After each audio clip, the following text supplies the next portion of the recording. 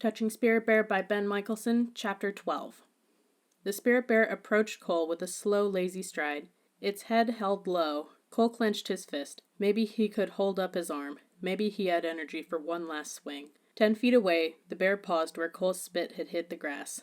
It lowered its head and sniffed. Still eyeing Cole, the Spirit Bear casually licked up the spit, raised its head, eyes mild and curious, then turned and sauntered away. Cole felt a sudden rush of tears and emotion. Death would be okay if it came fast, existence ending in one last violent moment of defiance. He could understand that kind of death, but here he lay, exposed, alone, ignored, his life leaking from his body like water from some rusty bucket. Even a bear considered him insignificant, licking up his spit as casually as if it were dew. The Spirit Bear never once slowed or looked back. Cole fought back his tears until the last trace of white faded into the thick underbrush, and then he began to sob. He was dying, alone and insignificant, and nobody cared. Drifting off into a dream world, Cole imagined he was a baby bird in a nest. Around him, a storm raged, and the trees swayed violently. Driving rain pelted him like hail. Frantic, Cole struggled to fly, but he couldn't escape the nest. All he could do was open his beak wide and raise it upward toward the sky. The action a simple admission that he was powerless. There were no conditions, no vices, no lies, no deceit, no manipulation. Only submission and a simple desire to live. He wanted to live, but for that he needed help, otherwise his life would end in the nest. Suddenly the violent winds calmed, and the rain stopped. Cole strained upward with his open beak as his senses drifted back into a real world of pain. Again he was in his wounded body on an island prison. The storm had stopped, and something had awakened him. An overpowering animal smell.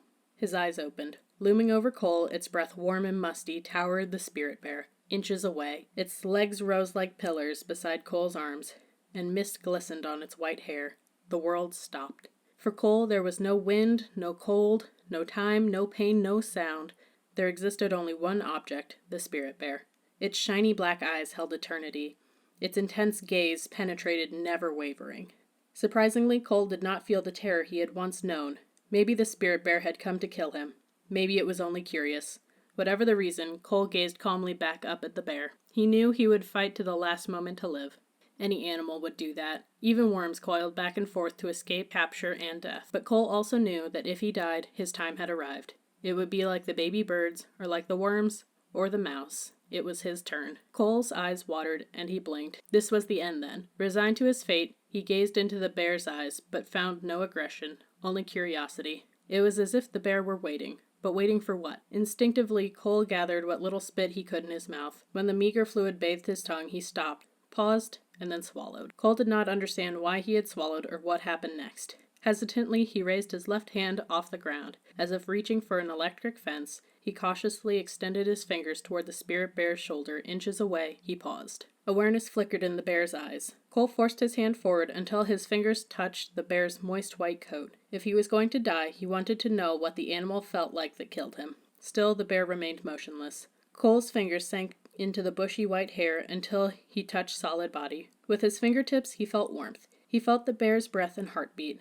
And he felt one more thing. He felt trust. But why? Already he had tried to kill the bear. He had spit at it. This bear had defied him, and he had hated it with every fiber of his existence. Still, touching the bear, Cole paused. Then he drew his hand away. The Spirit Bear never blinked, never twitched a muscle. Only when Cole's hand again rested on the ground, only then did the towering animal lower its huge head as if nodding. A second time it dipped its head, then stepped back away. With one fluid motion, it swung around and ambled silently toward the waterline. Cole watched, forgetting to breathe. He expected the bear to stop when it reached the shoreline, but the great white animal waded into the water and swam with powerful strokes out into the bay toward the open ocean. A thin wake spread like a giant V behind the departing creature until it became a silhouetted speck, finally disappearing. Cole let his imagination keep the bear visible a while longer. Finally, even that image faded. Cole blinked and took a breath as if he were awakening. Around him, the land had come alive. A clear horizon showed under a dark blanket of clouds. Reflections of blue and gray swirled on the water as a fresh breeze ruffled the spruce boughs and sent ripples along the shoreline. Seagulls screeched and squawked their way out over the bay, diving and hunting for food. Barely 100 feet away, the mother seal and her spotted pups appeared, their dog-like heads peeking out of the water. The air still carried the rotten smells of vomit and death, but also the fresh odor of seaweed and moss and cedar and salt. Vivid colors glistened wet in the bright light. A strange thought occurred to Cole. The world was beautiful. Yes, the world was beautiful. Even the wet moss and crushed grass near his hand was beautiful. Staring at the delicate patterns, he wondered why he had never noticed this all before. How much beauty had he missed in his lifetime? How much beauty had he destroyed? But the past was another time, and another life that Cole could never recapture, and didn't want to. He knew only the moment, and this moment he was alive. The most alive he had ever felt. It struck Cole as odd that he should feel this way at the very moment when his body had reached the point at which it could no longer exist. Even as he stared at the moss, deep inside him the balance was shifting to the other side. Clinging to life was like hanging from a bar on the playground at school. On the playground he could hold on for a long time, but when his grip finally tired, his fingers slipped quickly and he fell. Now Cole felt himself slipping fast. He had struggled too long to hold on, his energy bleeding away. Now it was his turn to die. This thought made Cole sad, but he accepted it. He felt content. Before the end of life, he had seen beauty. He had trusted and been trusted. That was enough. Cole's head rested on a patch of soggy moss that acted as a pillow. His pain seemed to float like a haze outside of his body. He closed his eyes, relaxed, and let the balance shift. And as it shifted, Cole felt himself floating upward into a cloud. Gradually, a buzzing sound gathered in his head, growing louder and louder. The sound bothered Cole. He wanted quiet now. Abruptly, the buzzing stopped and squawking seagulls surrounded his body. He could hear them arguing over him. This was what it felt like to die. He hadn't imagined it being so noisy. The seagulls began pecking at his arms and legs. Cole could not open his eyes, but he jerked his arm. Why couldn't the seagulls leave him alone? Why couldn't they just wait a little longer until he had died? Did they have to pick meat off his bones while he was still breathing? Instead of stopping, the pecking grew worse. Now the gulls were pulling at his legs and shoulders with giant beaks, trying to lift him.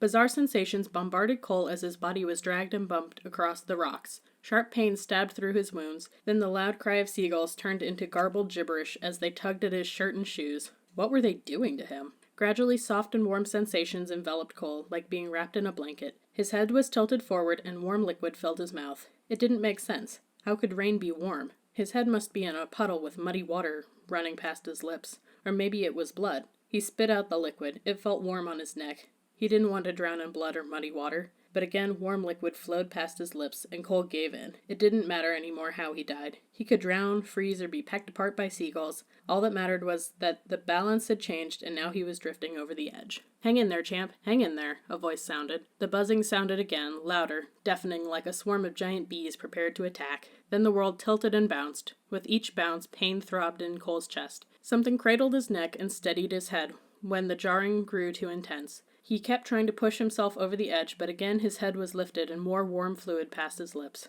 "Hang with me, champ." Cole spit out another mouthful. The sweet fluid was keeping his pain alive, allowing all the bouncing and the noise to continue, but nothing could stop it from leaking past his teeth and swollen, parched tongue. The warm fluid flowed down into his throat and brought back the cold. Chills racked his body in uncontrollable spasms. He moaned. When would this horrible nightmare ever end? Then suddenly he awoke. His eyes opened, and nothing made sense. Gone were the bay and the fallen tree. A dark and restless sky still moved overhead, but where was the hard ground, the wet, the mud, the dead birds? A thick blanket held both of his arms in close to his chest. The blanket was brown, not the colorful Atau. Where was the Atau? Cole's vision blurred, but he understood that he was lying in the bottom of a shallow aluminum skiff. Kneeling on one knee, steering, was Edwin, the Klingit elder who had helped bring him out to the island. Instead of his normal, detached, faraway look, Edwin's eyebrows furrowed with concern. Cole blinked hard to focus. His head rested on someone's lap. Then he recognized Garvey leaning over him, his face haggard with worry. "We'll be home soon," Garvey shouted above the roar of the engine. Too weak to answer, Cole let his eyes close again. He struggled to recall what had happened, but couldn't.